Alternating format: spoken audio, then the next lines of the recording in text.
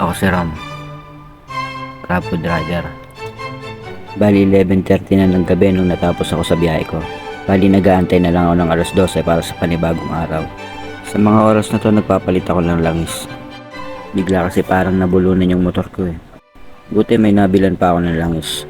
Dito nga pala kay JR David, kay Master Dado. Nakabili ko sa kanya kahit 10 oras na ng gabi. At ang gumawa na rin si Master Randy. Siya kasi ang palaging may dala ng tools. Sa mga kagaya kong delivery rider dito sa Pampanga, Foodpanda ka man o Grab Food Rider, pwede nyo silang kontakin. Kay Master Dado, marami siyang piyesang binibenta at kay Master Randy naman, siya yung mekaniko ng SM Talabastagan. Tapos yun, nakakuha na ako ng booking, double run pa yan Pangit lang nung biyahe ng isa sa May Malino, medyo malayo yun. Tapos lubak pa yung dadaanan mo sa Balite, ginagawa kasi yung kalsada ron Bali yan, alas 12 na pasado. Ganito lahat ng mga tambay dito sa McDonald Talabastagan. Lahat ng yan may mga booking na. Di ko lang alam kung double run yung iba. Bali waiting na lang ako sa order ko nito. Maya lalabas na rin yun.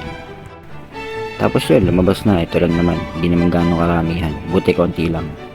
Tapos yun, sinuot ko na yung helmet ko. Paalis na rin ako nito. Medyo malayo-layo pa yung tatakbuhin ko.